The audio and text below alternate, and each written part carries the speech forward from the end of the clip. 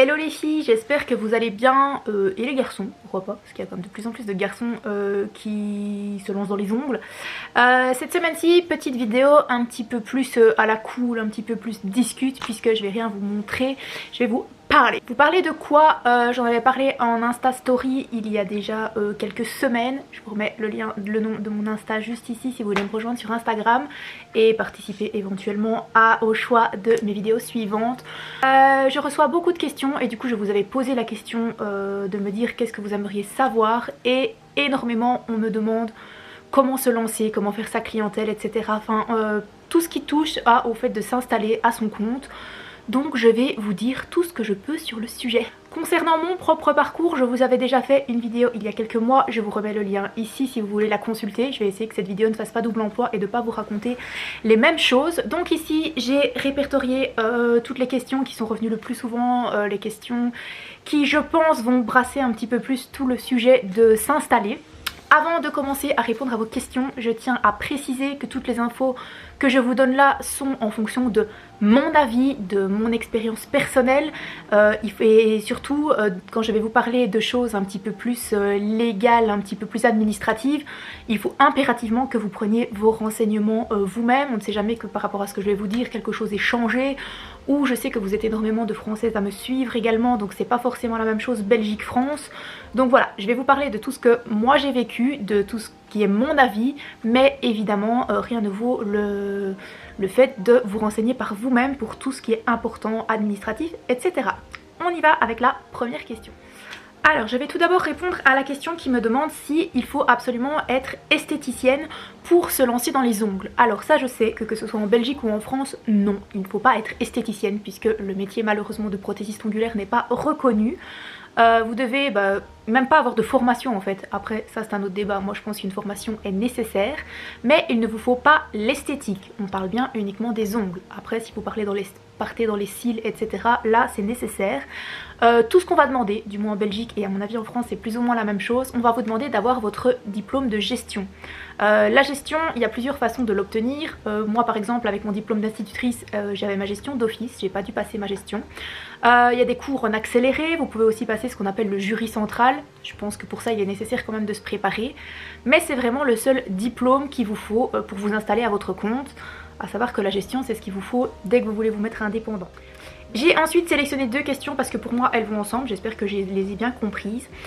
J'ai Nathalie qui me demande par quoi commencer quand on débute, et après la formation qu'est-ce qu'il y a le mieux de faire, comment gérer, etc.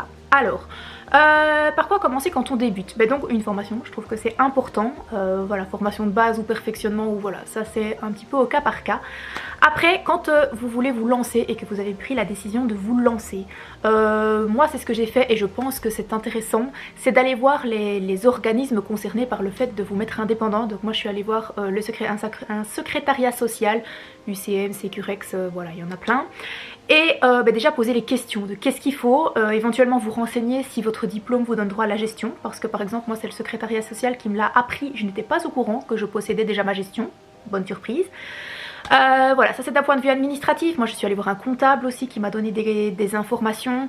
Alors en Belgique quand vous êtes indépendant vous êtes obligé d'avoir un comptable qui va s'occuper de vous, mais dans tous les cas je trouve que c'est important de pouvoir avoir un regard sur ce qu'on fait, de savoir, voilà, la gestion elle est importante aussi dans le sens où vous allez voir qu'on va vous parler de TVA etc, je ne vais pas du tout rentrer dans le sujet, mais avoir un minimum de connaissances c'est aussi très positif pour pouvoir gérer votre business en fait.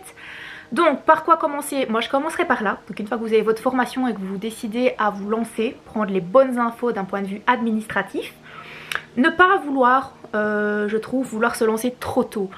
Les ongles c'est un métier manuel, c'est un métier artistique, mais il y a un minimum de technique, donc j'estime qu'on ne peut pas sortir de formation et s'installer la semaine d'après. Alors moi j'ai mis du temps parce que je n'étais jamais satisfaite et que je voulais être sûre que mon travail soit bien pour ma clientèle, bien que maintenant quand je regarde il y a 4 ans en arrière je me dis ça me paraît pas si top, mais dans tous les cas voilà, se dire maintenant mon travail me convient, je suis prête à travailler sur cliente, pour moi c'est ça la base, rien de tel que de l'entraînement. Et sinon voilà, comment gérer, une fois que vous avez les bonnes infos et que vous vous sentez prête, allez-y, foncez. Alors, question suivante, on me demande, on m'a dit secteur bouché, vrai ou faux? Déjà, qui vous a dit ça? Parce qu'il faut voir si c'est des filles qui sont dans le milieu, si c'est des personnes autour. Alors je vais encore faire écho à ma vidéo sur mon parcours, mais moi j'avais pas beaucoup de soutien de mon entourage parce qu'on n'y croyait pas, parce que encore maintenant je donne des formations et on me dit mais Charlotte tu formes la concurrence, tu te tires une balle dans le pied, des filles qui font les ongles il y en a plein. Et pourtant, est-ce que c'est bouché? Je ne trouve pas du tout. Je ne trouve pas pour plusieurs raisons. Je trouve que les milieux de la beauté et des ongles sont en pleine expansion. Ça fait des années que ça fonctionne et je trouve que ça fonctionne encore de mieux en mieux. Les ongles, les cils, l'esthétique, etc. Surtout dans la période compliquée qu'on vit, je trouve que se faire plaisir, c'est nécessaire. Après, il faut bien faire la distinction entre les ongles, l'esthétique, voilà, il y a plein de gens, mais au final il y a aussi malheureusement beaucoup de personnes qui arrêtent. Moi je vois dans les filles que je forme, j'en ai malheureusement régulièrement que quelques mois après elles se rendent compte que c'était pas leur truc. Et puis surtout il y en a beaucoup. Est-ce qu'elles sont déclarées ou pas, quel est leur type de travail, même dans les ongles il y a encore plein de façons de se démarquer. Donc pour moi c'est pas un secteur qui est bouché, chacun y a sa place, chacun réalise un travail différent, ce qui fait que vous n'allez pas avoir la même clientèle que votre voisine qui, j'invente, elle peut être axée sur le semi-permanent, vous ça va être le gel, elle fait peut-être du nail art et pas vous. Et aussi et surtout d'un point de vue communication, d'un point de vue relation avec la clientèle, vos clientes elles vont venir pour votre travail mais elles vont aussi venir pour vous et ça c'est hyper important. On est humain, on est dans des relations d'échange, il y a des clientes avec qui ça va pas matcher et du coup il y a des clientes avec des prothésistes ongulaires avec qui ça va pas passer. Donc vous allez un peu avoir, moi je trouve qu'on a toujours une clientèle un peu à son image. Moi je dis toujours j'ai un peu une clientèle voilà, un peu comme moi, on a la même façon de voir les choses, on discute. Voilà, donc je pense que du fait que tout le travail de chacune est différent, que le contact est différent, je pense qu'il y a de la place pour tout le monde. Et quand je dis que qui est-ce qui vous a dit ça, c'est parce que parfois aussi vos proches, et c'est souvent bienveillant, ne sont pas dans le milieu, vont parfois avoir envie de vous freiner, ce qui a été mon cas, parce qu'ils ont peur pour vous simplement. Donc rien de tel que demander conseil à des personnes du métier, que vous connaissez ou pas. Moi quand on me pose ce genre de questions, ça me fait toujours plaisir de vous aider avec ma petite expérience. Mais ne demandez pas à quelqu'un qui n'y connaît rien à votre domaine ou qui n'est pas indépendant de vous conseiller. Il va le faire certainement bienveillant, mais ça va être certainement bienveillant, mais est-ce que ces conseils vont être objectifs et en rapport avec la réalité? Je ne sais pas. Ensuite on me demande comment se démarquer de la concurrence. Alors moi mon avis là-dessus c'est que faut pas absolument vouloir faire des trucs de fou si ça vous correspond pas, si c'est juste pour vous démarquer. Je dirais qu'il faut essayer d'avoir le travail le plus irréprochable possible dans ce que vous êtes vous à l'aise. Affichez ce que vous faites, affichez des photos qui correspondent à votre travail et les gens viendront pour vous. Comme je disais tout à l'heure, on a toutes des clientèles différentes, on propose des choses différentes et vous allez avoir simplement les clientes qui vous correspondent qui vont se diriger vers votre institut. Ça allait de pair aussi, on m'a demandé comment faire sa publicité. La pub numéro 1 aujourd'hui c'est les réseaux sociaux et soigner ces réseaux sociaux c'est aussi gage de qualité pour vos clientes, c'est là-dessus qu'elles vont, c'est vraiment votre carte de visite. Et donc comment vous démarquer? Moi je dirais en ayant quelque chose en proposant un travail propre, en proposant un travail qui est soigné. Et rien ne sert d'afficher toutes vos photos. Je vois parfois certaines filles que je suis qui postent 3 à 4 photos par jour. En gros elles postent toutes leurs clientes. Il y a des mains qui mettent moins en valeur votre pose, il y a des poses qui sont moins harmonieuses mais on fait ce que la cliente demande dans la mesure de ce qui vous correspond aussi. Et du coup si vous ne postez que peut-être une fois tous les 2-3 jours mais postez des belles photos et au final c'est ça qui va vous démarquer, ou peut-être vous avez des filles qui font très bien les ongles autour de vous mais c'est ça qui fait que vous allez attirer l'œil et que les gens se dirigeront plutôt vers vous. Tout ça pour dire de ne pas vouloir faire des trucs de fou ou se lancer dans 1 milliard de choses pour dire ah moi je fais ça et pas les autres. Au final si c'est quelque chose que vous ne maîtrisez pas, les clientes vont être déçues. Donc restez vous-même, ayez une belle carte de visite via vos réseaux sociaux et ça va se faire tout seul. Question suivante, penses-tu que c'est risqué de se lancer sans qu'on le demande? Ça c'est un petit peu particulier parce que en fait tout va dépendre, qu'est-ce que vous appelez qu'on vous le demande. Moi je fais partie de ces gens qui n'ont jamais travaillé en blague, disons les choses. J'ai commencé directement sur cliente, alors j'avais 2 copines et ma mère à qui je faisais les ongles, c'était tout. Donc de la demande, je faisais pas de pub ni rien du tout parce que j'avais trop peur de me faire choper clairement si je faisais quelque chose qu'il fallait pas. Donc ben, j'avais pas réellement de demande. Après ça arrivait de temps en temps que j'ai des copines des copines de copines, des connaissances de ma maman qui disaient ah tiens ta fille j'aime bien son travail, elle veut pas faire les ongles.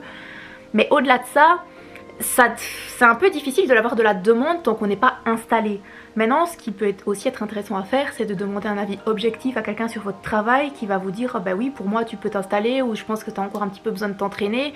Vous tournez vers une personne de confiance qui va vous donner son avis bienveillant, une personne du milieu, c'est mieux parce que voilà, le fait que ce soit bien, si vous demandez à votre maman, elle va toujours dire que c'est bien.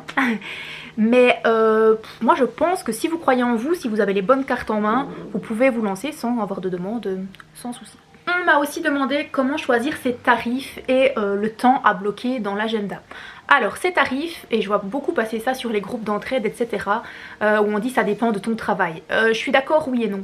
Je suis même plutôt pas d'accord que d'accord. Alors ça dépend de votre travail certes, mais le travail de base, vos ongles classiques simples, ils doivent déjà avoir une certaine qualité quand vous vous lancez. Donc comment choisir ses tarifs? Ben, la première chose quand on se met à son compte c'est d'être rentable. Et ça c'est à voir avec le comptable. Alors les comptables ils ont toujours tendance à taper haut parce qu'ils sont dans la comptabilité à mort. Mais voilà, vous pouvez pas dire, si vous vous mettez à votre compte, vous pouvez pas dire oh ben je demande 20 € parce que je vais encore progresser. Clairement 20 € si vous mettez 1h30 pour faire une pause, vous êtes en déficit dans pas longtemps. Donc si on part du principe que quand on se lance, on a déjà un travail d'une certaine qualité, bah ça c'est à voir avec le comptable. Faire aussi, moi j'ai regardé un petit peu les tarifs alentours et j'ai essayé en toute objectivité de me situer par rapport où j'étais, par rapport à aux filles qui m'entouraient. Et même si vous faites ça, vous allez voir qu'il y a plein de choses qui vont pas vous sembler forcément cohérentes. J'ai des filles qui en première pause autour de moi demandent 40 € et le travail est vraiment bien. Et j'ai jusqu'à des premières pauses à 80 € qui pour moi, même à 40 € je n'irai pas, sans aucune critique. Donc à partir du moment où vous avez fixé le tarif que vous deviez faire pour être rentable avec votre comptable, moi après j'ai un peu adapté parce qu'il voulait que je tape trop et voilà. Mais une fois que vous avez chiffré ça, chiffrez aussi les produits avec lesquels vous allez travailler. Bien sûr on va travailler avec des produits qui sont professionnels, mais suivant que vous achetez votre pot de gel à 30 € ou à 60, votre rentabilité va pas être pareille. Donc tout ça est un calcul à faire bien au-delà de la qualité de votre travail. Après ce qui est possible aussi, c'est de demander des suppléments. Vous pouvez faire un tarif qui soit basique pour les poses full color et puis demander les paillettes en supplément, les nail art en supplément, voilà, ça c'est un petit peu au cas par cas. On me demande est-ce que l'investissement du matériel et des formations peuvent être déduits de notre chiffre d'affaires? Évidemment que oui. Après, si je ne dis pas de bêtises, et c'était comme ça quand je me suis installée, mais je pense que c'est toujours pareil, vous avez 6 mois rétrospectivement par rapport à la date à laquelle vous vous installez pour déclarer vos frais et que ça passe en frais professionnels. Donc moi j'avais acheté ma table, mon aspirateur, la formation avait été faite avant 6 mois donc ça malheureusement j'ai pas su la récupérer.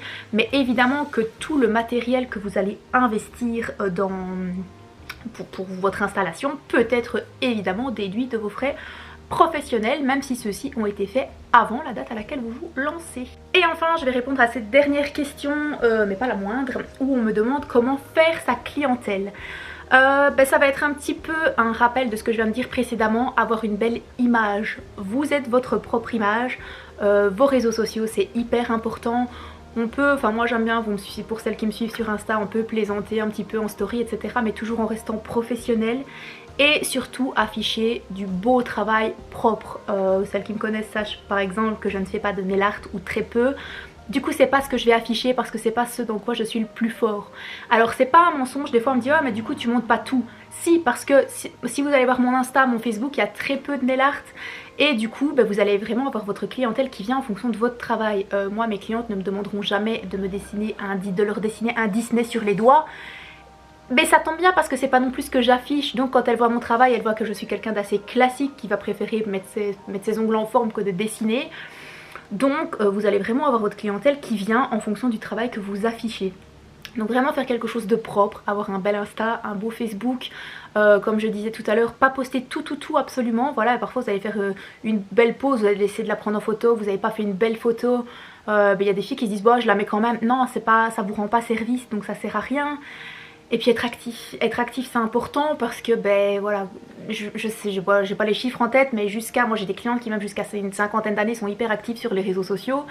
Et du coup ben, c'est ça qui les attire. Ça peut être publier une nouvelle couleur que vous avez reçue, votre réassort de produits, voilà, faire vivre et montrer à vos clientes que vous êtes là. On vient de le vivre ici pendant ce confinement, juste à la sortie du confinement. Ici on devrait bientôt reprendre au moment où je tourne cette vidéo. Et ça a été le cas au premier confinement. Les filles qui malheureusement n'ont pas récupéré forcément toute leur clientèle ont été un peu déçues de la reprise. Elles n'ont pas été présentes sur les réseaux sociaux. Ici pareil, y a des personnes que je suis et je me dis des fois tiens c'est bizarre, j'ai pas de nouvelles. Alors oui on travaille pas, mais toujours montrer qu'on est là, montrer qu'on est passionné, montrer qu'on aime son travail. Et je pense que vos clientes vont le ressentir. Au-delà de ça, la meilleure pub, mis à part les réseaux sociaux, c'est le bouche à oreille. Ça va se faire un petit peu tout seul. Vous allez avoir une cliente qui va avoir une copine qui va lui demander oh tiens t'as fait où tes ongles, ils sont beaux, et ça va aller un petit peu comme ça, voilà, via le bouche à oreille. Mais à l'heure actuelle je dirais comment faire sa clientèle. Pour moi c'est les réseaux sociaux. Je trouve que Facebook va plus toucher des gens localement. Moi j'ai beaucoup plus de demandes de rendez-vous etc via Facebook, même si on a tendance un peu à le délaisser. Et Insta pour votre visibilité globale. Alors bien sûr il y a des clientes aussi sur Insta, mais voilà. Et puis quand on est passionné, je pense que partager c'est juste un plaisir, donc c'est tout. J'ajouterai enfin que il faut vous laisser le temps pour faire votre clientèle, il ne faut pas vous mettre de pression. Alors bien sûr, voilà, on en revient toujours au même, financièrement c'est le nerf de la guerre, l'argent c'est le nerf de la guerre, donc évidemment qu'il faut travailler, mais rien ne sert de vous mettre la pression, rien ne sert de vouloir absolument remplir votre agenda et y aller vite avec une cliente toutes les heures absolument. Dans les questions aussi c'est revenu combien de temps je mets pour faire une pause, ça peut aller de 1h30 à limite 3 heures en fonction de ce que la cliente va me demander. Et du coup c'est pas grave si vous prenez du temps. Moi je suis partie du principe que tant pis, au début j'étais lente à mourir, mais je préférais que ma cliente sorte en se disant ah j'ai des bons ongles que ah super je suis restée qu'1 heure. Donc voilà, pas de pression, laissez-vous le temps. Si dans 6 mois votre agenda n'est toujours pas rempli à fond, c'est pas grave. Ne vous comparez pas, vous n'êtes pas quelqu'un d'autre, vous n'êtes pas forcément dans sa région, donc vous ne savez pas dire si ce que vous vivez est normal ou pas. N'hésitez pas à demander des conseils à des gens bienveillants, à des gens du métier. Comme je disais, moi ça me fait toujours plaisir quand je peux donner un petit coup de main à mon échelle, donc voilà. Et surtout je pense que si vous faites les choses avec passion, avec conviction, ça ne peut que fonctionner. Bien sûr il y a au début ça va être un peu, je vais pas dire galère, mais vous n'allez pas vivre que des moments de plaisir parce que c'est stressant de se lancer, on n'a pas forcément confiance en soi parce que tout ça est nouveau. Mais ça va aller avec le temps. Vous allez aussi au début avoir des clientes avec qui ça passe pas forcément. On va vous dénigrer votre travail, enfin il y a des personnes qui vont être déçues. Il faudra se remettre en question. Pour moi la remise en question est nécessaire pour pouvoir avancer, mais ce sera pas toujours votre faute. Votre travail ne conviendra pas à tout le monde et il faut se servir de toutes ces remarques, de toutes ces expériences pour avancer et pour se motiver. Et avec le temps vous verrez que vous arriverez à garder les clientes avec qui vous avez le plus d'affinité. Vous pourrez vous permettre de ne plus prendre des personnes qui vous manquent de respect. Et ça va être que du bonheur. Le respect c'est aussi dans les deux sens par rapport aux clientes, être bien présenté, être ponctuel le plus possible, voilà, ne pas changer les rendez-vous à tout va parce que ça les clientes n'apprécient pas à juste titre. Et vous verrez aussi que le respect c'est à double sens. Moi je dis toujours que j'ai la chance de ne pas avoir de clientes qui annulent leur rendez-vous très souvent ou qui changent leur rendez-vous d'heure à chaque rendez-vous, mais à côté de ça je ne le fais pas non plus. Donc voilà, encore une fois vous allez avoir une clientèle à votre image, vous allez, même si vous allez subir quelques petites déceptions parce que c'est toujours comme ça et que c'est normal, vous allez récolter le fruit de votre travail et vous ne regretterez pas de vivre de votre passion et de vous lever tous les jours au matin en faisant un travail que vous aimez, en ayant l'impression de ne pas aller travailler. Enfin bref, je pense que vous avez capté, moi je suis passionnée par mon travail et ça n'a pas de prix. Je ne sais rien vous dire de plus, ou peut-être s'il y a des choses auxquelles je n'ai pas répondu ou que j'aurais oublié, n'hésitez pas à me les laisser en commentaire, je vous répondrai avec grand plaisir. Je vous souhaite plein de courage à toutes celles qui veulent se lancer, la période est compliquée pour le moment mais c'est pas pour ça que c'est pas faisable. Et voilà, quand vous avez besoin je suis là, faut pas hésiter, Insta, Facebook, en commentaire, si je peux vous aider c'est toujours avec plaisir. En tout cas merci d'avoir regardé, de m'avoir écouté et on se dit à la prochaine pour une autre vidéo. Ciao ciao.